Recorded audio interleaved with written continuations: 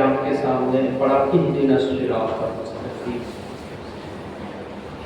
اہدنا الصراط المستقیم کے اوپر اگر آپ چاہیں تو آپ کو سورہ فاتحہ، جسے قرآن مجید فرقان حمید کی بہت اونچی بڑی شان والی سورت کہا جاتا ہے، بلکہ حضور پاک نے کہا کہ مجھے اللہ نے کچھ خوبیاں وہ عطا فرمائی ہیں جو کسی نبی کو نہیں عطا، اور ان خوبیوں میں سے ایک خوبی سورہ فاتحہ، جسے سورہ شفا کہا جاتا ہے۔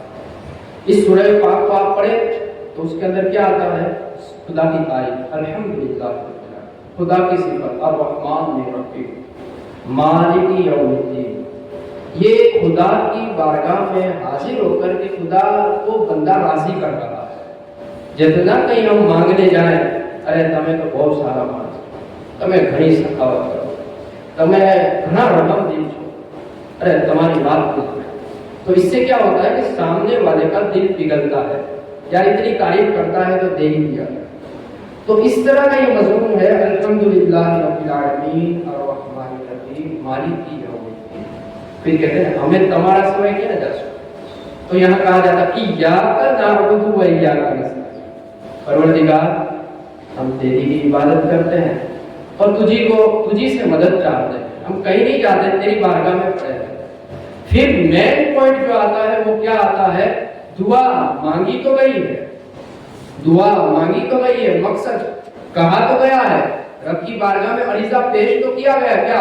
اہدنا الصراط المستقیم، مولا ہمیں سیدھا راستہ چاہیے۔ اتنی ساری باتیں کرنے کے بعد پروردگار ہمیں سیدھی راہ پر چلا، ٹیڑھے راہ پر ہمیں نہیں جانا ہے، ہمیں سیدھا رہنا ہے۔ پھر ہم نے سکھایا صراط الذین انعمت علیہم، راستہ ان کا جن پر مولا تیرا انعام ہوا ہے، مولا جن بندوں کو تو نے نوازا ہے، جن پر تیرا خاص فیضان برستا ہے، جن پر خاص تیری نگاہ رحمت پڑا کرتی ہے، مولا ان بندوں کے راستوں پر چلا، جن پر وہ چلے ان پر ہمیں چلا، صراط الذین انعمت علیہم غیر المغضوب علیہم ولا الضالین، پروردگار ان کے راستوں پر نہیں چلانا جس پر تیرا غضب ہوا ہے، جن پر تیرا غضب ہوا ہے اور وہ راہ سے بھٹکے ہوئے ہیں۔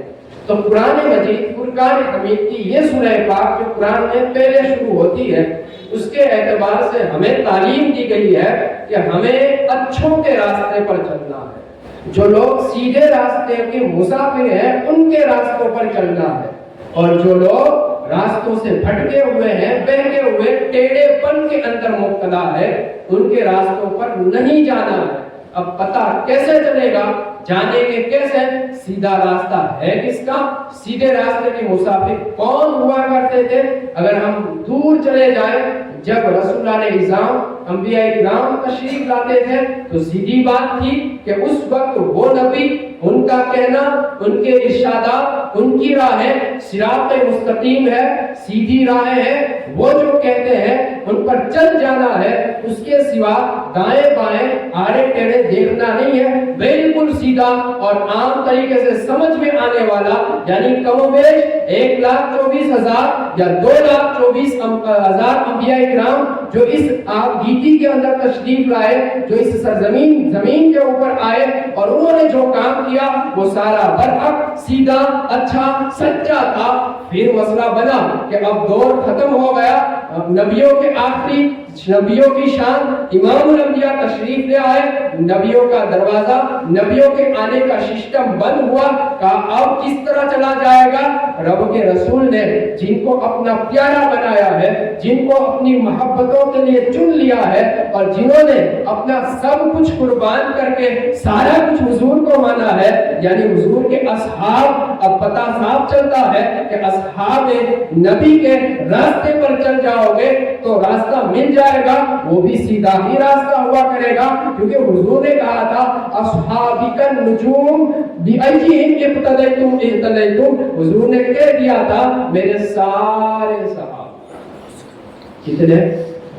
سارے، ایک سے آخر تک، پورے کے پورے، کوئی بھی مائنس نہیں ہوگا، کوئی بھی نکالا نہیں جائے گا۔ صحابی رسول ہونے کا جس کو نام مل گیا ہے، انعام مل گیا ہے، اس کو پروٹوکول جسے صحابی ہونے کا مل گیا ہے، وہ سارے ہی سارے اس میں داخل ہے۔ حضور نے کہا کسی ایک کو بھی پکڑ لو گے راہ مل جائے گا، تو سیدھی بات تھی، راستے ملتے جا رہے ہیں۔ اب صحابی رسول کا بھی وقت نہیں ہے، ان کا وجود مبارک نہیں پایا جاتا تو کیا، تو پھر دور اولیاء کاملین کہہ لیا، تابعین تبع تابعین سارے آئیں گے، اولیاء کرام ان کی راہیں وہ جس راہ سے چلے اس طرح سے ہمیں راستے ملیں گے۔ اب میرا مدعا یہ ہے، میں نے کہا تھا، بار بار کہتا ہوں، صرف کرامت سے راستہ پا سکتے ہو، صرف ان کے فضائل بیان کر کے میں آپ کو راستہ بتا سکتا ہوں یا کوئی اور دکھا سکتا ہے؟ نہیں، اور بالکل نہیں مل سکتا۔ کرامتیں یقیناً صحیح ہے، حق ہے، درست ہے، اور ان کے ذریعہ محبت پروان چڑھتی ہے۔ مسئلہ دوسرا ہے، اگر کسی کو دور کھینچے ہوئے کو قریب لانا ہو تو میں کہوں گا میرے غوث کی کرامتیں اس انداز کی تھی، کرامت اس انداز سے دکھاتے تھے کہ بڑے بڑوں کے اندر فرق آ جایا کرتا تھا، اور کوئی میں کرامت سنا دوں لیکن جب بات اپنوں کے درمیان ہوا کرے تو انہیں اہدنا الصراط المستقیم، سیدھی راہ پر لانا ہے۔ کیسے لایا جائے گا؟ تو آپ کی عقل کہے گی گائیڈ لائن چاہیے، ہمیں ان کی باتیں چاہیے، ان کی تعلیمات چاہیے، ان کا کہا ہوا، ان کے فرامین پاک چاہیے کہ جس کو کہہ کر کے انہوں نے لوگوں کو سیدھی راہ پر لایا تھا۔ جب جا کر کے پتا چلے گا کہ ہاں اس طرح سے چلنے کو غوث اعظم نے کہا ہے، اس طرح سے چلنے کو غریب نواز نے کہا ہے، اولیاء کاملین، اولیاء امت اس انداز سے رہنمائی کرتے رہتے تھے، تو جب جا کر کے قوم کو پتا چلے گا کہ سیدھی راہ پر اگر جانا ہو، یعنی غوث اعظم کی راہ پر جانا ہو، غریب نواز کی راہ پر جانا ہو، تو جو غوث اعظم نے کیا کہا ہے، جو غریب نواز نے کیا کہا ہے، یعنی ان کی کتنی کرنی کے اوپر ہمیں اپنے آپ کو لانا پڑے گا، جب جا کر کے سیدھا راستہ ملے گا، باقی راستہ بھی سکتا نہیں ہے۔ اب غوث اعظم نے کیا کہا ہے؟ غوث اعظم نے کہا، سنو، غوث اعظم کی کرامت سننے کا شوق ہے نا، سنو کرامت کیا کیا۔ آپ کی کرامتیں بہت ساری، لیکن بہت اونچی بہت پیاری کرامت یہ تھی، غوث اعظم کا مردہ زندہ کرنا نا، یہ بڑی کرامت نہیں ہے، یہ بڑی کرامت نہیں ہے۔ غوث اعظم نے مردوں کو زندہ کیا ہے، اور یہ کرامتیں آپ نے سنی ہے، بلکہ کتابیں لکھتی ہیں کہ غوث اعظم نے لاکھوں مردہ دلوں کو زندہ کیا ہے، یہ بڑی کرامت۔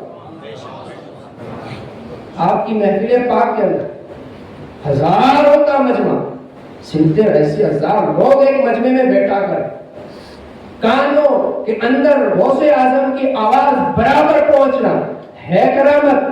لیکن یہ بڑی کرامت نہیں ہے، اس سے بڑی کرامت یہ ہوا کرتی تھی کہ اس محفل کے اندر عیسائی مذہب کا ماننے والا بیٹھا تھا، اسی محفل کے اندر یہودی سسٹم کو ماننے والا بیٹھا کرتا تھا، اسی سسٹم کے اسی محفل کے اندر اور بھی بد مذہب بیٹھا کرتے تھے، اسی محفل کے اندر بڑے بڑے اپرادھی پاپی بیٹھا کرتے تھے۔ لیکن غوث اعظم کی کرامت یہ کہ شبد غوث اعظم کے جو زبان پاک سے نکلتے تھے وہ صرف کانوں تک نہیں رہتے تھے، بلکہ کانوں کی سیما ریکھا کو پار کر کے دلوں کی حدوں کو چیرتے ہوئے دلوں کے اندر داخل ہوتے اور اس مردہ دل کو زندہ کرتے۔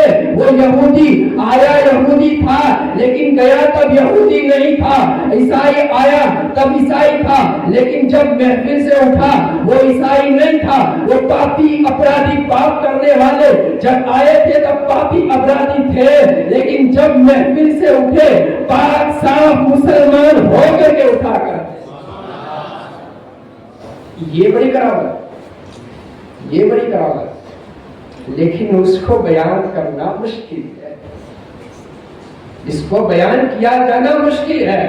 مشکل صرف اس لیے ہے عمل کریں گے نہیں تو کہیں گے کیسے؟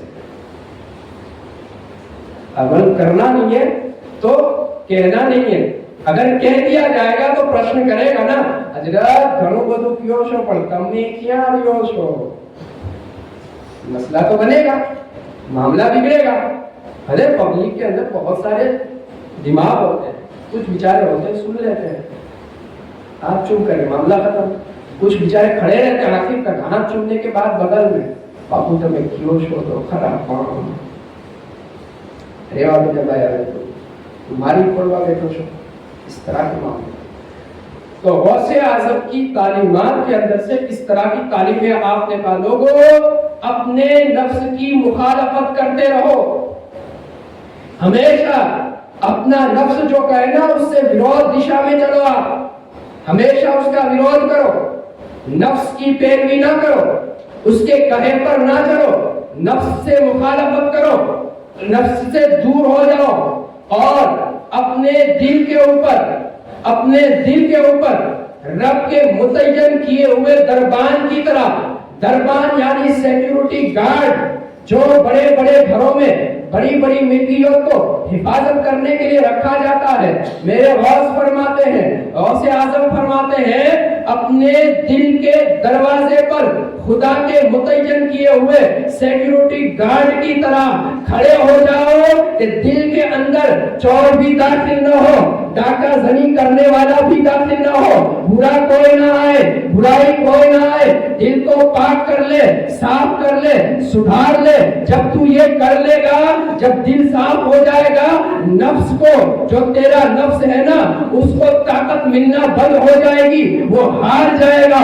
جیسے ہی تیرا نفس ہارے گا تو تجھے بلندی والے مرتبے ملیں گے، ولایت والے درجے ملیں گے، تو بڑا مقدر، اونچے مقدر والا بن جائے گا، بڑا مزہ آئے گا، بڑی شانیں ہو جائے گی تیری۔ یہ غوث اعظم کی تعلیمات کے اندر سے ہے۔ بھائی صاحب کو کرنا کچھ بھی نہیں ہے، ہمیشہ کرنا وہ ہے جو کہا نفس نے ہے، مطابقت پیروی نفس کی کرنی ہے۔ جب پیروی نفس کی کرنی ہوگی تو بات کیا کرنی ہوگی؟ وہ جو نفس کو اچھا لگے، اور وہ لوگ جن کے نفس بڑے بڑے موٹے ہو چکے ہیں ان کو اچھا لگے، ان کو پیاری پیاری باتیں لگے، وہی باتیں کرتا چلا جائے گا، اس انداز کی بات نہیں کرے گا۔ اب سوال آپ کے ذہن میں بھی آنا چاہیے کہ غوث اعظم نے ایسا کچھ کیا تھا؟ میں کہوں گا ہاں کیا ہے۔ غوث اعظم فرماتے ہیں جب میں بھوک سے نڈھال ہو جاتا ہوں، کیا کہہ رہا ہوں، ابھی 30 تاریخ پوری ہو جائے اور آپ نے 30 نہیں 60-70 میں آگے غوث اعظم کی کھا لی، اللہ کرے کھا لی 6 تاریخ۔ غوث اعظم نے کہا جب میں بھوک سے نڈھال ہو جاتا ہوں، بڑی کمزوری میرے شریر کے اندر آ جاتی، زمین کے اوپر لیٹ جاتا، زمین کے اوپر لیٹ جاتا، اور قرآن مجید فرقان حمید کی سورہ الم نشرہ کے اندر آنے والی آیت پاک جو رب عز و جل نے کہا ہے فَإِنَّ مَعَ الْعُسْرِ يُسْرًا، جس کے اندر سختی اور آسانی کا ذکر کیا گیا ہے، اس آیت پاک کو میں پڑھتا رہتا، رب عز و جل نے کہا نا یقیناً سختی کے بعد آسانی ہے، یقیناً سختی کے بعد آسانی ہے۔ غوث اعظم کہتے ہیں میں پڑھتا رہتا یہاں تک کہ میں جب زمین سے اٹھتا تو مجھے بھوک کا جو غلبہ تھا وہ ختم ہو چکا ہے نا۔ کرامت ہے، لیکن کرامت سے پہلے ایک شبد بولنا ہے، قرآن پاک کی 2 آیتیں پاک ہے، اس کو پڑھنا ہے آسان ہے۔ وہ بھائی صاحب کو کیسے آئے گا؟ اس کو کیسے آئے گا جس نے دین سکھا نہیں پڑھا نہیں، تو کیسے آئے گا؟ غوث اعظم نے صاحب کہا ہے پہلے سیکھ۔ غوث اعظم نے کہا ہے شریعت مصطفیٰ دین اسلام کا جو درخت ہے نا اس کا پھل ہے، پھل درخت کا پھل جو ہوتا ہے ہمارے مذہب کا پھل کیا ہے؟ حضور پاک کی شریعت پاک ہے۔ کوئی درخت نہیں کھایا کرتا، درخت کو نہیں کھایا جاتا، اس کے اندر ملنے والے جو پھل فروٹ ہوتے ہیں اسے کھایا جاتا ہے۔ اگر تمہیں ٹیسٹ چاہیے مذہب اسلام کا، اگر تمہیں مزہ چاہیے مذہب اسلام کا، تو تمہیں شریعت کو اپنانا پڑے گا، شریعت کی طرف جانا پڑے گا، جب جا کر کے تمہیں پھل ملے گا۔ جب پھل مل جائے گا تو ٹیسٹ مل جائے گا۔ آج مذہب اسلام کے ٹیسٹ نہیں پائے جاتے، لوگوں کے اندر شوق نہیں پائے جاتے، وہ لطف اور لطافت والی باتیں نہیں پائی جاتی۔ مسئلہ یہ ہے کہ سارے پھل سے دور ہے، پھل کو سب نے چھوڑا ہوا۔ جب پھل کو چھوڑ دو گے تو ٹیسٹ مزے نہیں آئے گا۔ اور درخت کے پاس جا کر کے آپ کیا کر سکتے؟ زیادہ سے زیادہ سایہ، بس، اور کیا کر سکتے؟ کچھ نہیں ہے، کچھ بھی نہیں کر سکتے۔ اس کا پھل کھاؤ گے تو ٹیسٹ آئے گا، ٹیسٹ مزہ ملے گا، اور آپ کو اہدنا الصراط المستقیم جو کہا گیا ہے وہ راستہ ملتا نظر آئے گا۔ غوث اعظم کہا کرتے ہیں لوگوں، رب کی بارگاہ میں شریعت اور سنت مصطفیٰ کے دو پروں کے ساتھ پرواز کرو۔ ایک طرف قانون مصطفیٰ کو لو جسے شریعت کہا جاتا ہے، اور ایک طرف سنت مصطفیٰ کو اپناؤ، پھر رب کی بارگاہ میں جاؤ تو تمہیں بڑا مزہ آئے گا، بڑا مزہ آئے گا، اور تمہاری عبادتیں قابل قبول ہو جائیں گی، مقبول ہو جایا کریں گی۔ غوث اعظم کہتے ہیں جن لوگوں نے مرتبوں کو پایا ہے شریعت کی پابندی کے بعد پایا ہے۔ غوث اعظم فرماتے ہیں جو اندھیرے دور ہوئے ہیں وہ شریعت کی روشنی سے دور ہوئے ہیں۔ اگر تمہیں اندھیروں سے نکلنا ہے تو شریعت سے روشنی حاصل کرنی ہوگی۔ اب کیا کریں گے آپ؟ وہ گرافک والے کے پاس جائیں گے آپ کہ بھائی لکی دے تو ایک فوٹو فریم میں شریعت અને એમાં LED લાઈટ લગાડી દે, કામ શું કરવું છે? અંધેરામાં લઈ જાઓ તો દૂર થાય है, ऐसा करेंगे? लिख ले शरीयत का नाम और फिर उसको अपने घर में लटका दे, या हम मस्जिद के जिम्मेदारों को कहेंगे बहु मोटा अक्षर में शरीयत लखी ने आया टांगी दो मस्जिद में, तो भाई अजवाणु થાય। नहीं, ऐसे नहीं होगा, ऐसे नहीं होगा। आपको सीखना होगा, सीखना होगा, हासिल करना होगा, उसके लिए मेहनतें करनी होगी। क्या है शरीयत और किसे कहा जाता है शरीयत? हम तो सुनते हैं ऐसी बातें कि शरीयत का कोई मसला ही नहीं है, मामला ही नहीं है, शरीयत की तरफ जाना ही नहीं है, तो ये कौन सी बातें छेड़ी जा रही है और क्या कहा जा रहा है? तो सीधा आपको क्या कहना है? गौसे आजम ने साफ कहा है, साफ और बिल्कुल वाज़ेह कहा है, दरस्तुल इल्म हत्ता सिरतु कुतुबा, मैंने इल्म हासिल किया है जब जाकर के मैं कुतुब बना। मैंने इल्म हासिल किया है जब जाकर के मुझे बुलंदियां मिली है। अगर मैं इल्म हासिल ना करता तो ये बुलंदियां नहीं मिलती। उसको सुनाना है जिसने आपको शरीयत से दूर कर रखा है। तो गौसे आजम के कानून के मुताबिक सीधी और साफ बात यह है, तुम नफ्स से मुखालफत करते रहोगे, अपनी ख्वाहिशात से दूर हो जाओगे। नफ्स है ना बड़ा शरीर है, बड़ा शरीर है, और जो उसकी पैरवी करने वाला होता है ना उससे भी बड़ा शरीर होता है। का नमाज नो पढ़ी, नफ्स के तो पढ़ी लेते, मैं नो पढ़ी, ऐसा नहीं है। नफ्स जो बातों का हुक्म देगा वो हमेशा शरीयत के खिलाफ हुआ करेगा। ये अगर आपको अपना नफ्स ये कहे कि नमाज न पढ़, रोजे न रख, ज़कात न दे, तो आपको ये समझना है अपग्रेड થઈ ગયું છે। હવે નફ્સની મુખાલફતની જરૂર નથી, મારે પોતે મારાથી જ લડવાની જરૂર છે। હવે શૈતાનના વિરોધની જરૂર નથી, હું પોતે જ શૈતાનથી હાઈ ઊંચો થઈ ગયો છું, હવે મારે મારા પોતાનો જ વિરોધ કરવાની જરૂર છે। આઈ ના સમજ में मसला यही होता है। मन નથી થાતું ને, मन નથી લાગતું ને, મનમાં નથી આવતું ને, દિલથી નથી થાતું ने, छोड़ दे, ये तेरा मसला नहीं है। दिल को तूने आवारा छोड़ा हुआ है, नफ्स की ख्वाहिशात पर पूरा पूरा अमल करता है, तो ये थोड़ी तुझे वहां पर कानून वाली बारगाह में, ऊंची बारगाह में ले जाएगा। पहले उसे बांध। जिस तरह से शरीर जानवरों को कंट्रोल किया जाता है, लगामें दी जाती है, ان کے اوپر پریشر بنایا جاتا ہے، ان کو ٹرین کیا جاتا ہے، ادب تہذیب سکھانا پڑتا ہے، جب جا کر کے وہ کنٹرول میں آتا ہے، اور کنٹرول میں جب آ جاتا ہے تو یہی انسان شیروں کو ہاتھیوں کو نچاتا ہوا کھلاتا ہوا پھراتا ہوا نظر آتا ہے۔ تو یہ تو چھوٹی بات تھی، ہے تیرے کنٹرول میں، تجھے اس کے کنٹرول میں نہیں جانا تھا، اس پر لگامیں ڈال، جیسے جیسے لگامیں ڈالنا شروع کرے گا وہ تیرے کنٹرول میں آ جائے گا۔ باپو کی بھی بات کرو، دیکھا تو નથી નફ્સ તો કંટ્રોલ કેમ કરો? તમારા પાસે બે ચાર શૈતાન હોય તો મને દીજો એટલે હું એને કંટ્રોલ કરું। નહીં ભાઈ સાहब ऐसा नहीं, ऐसे नहीं होता है।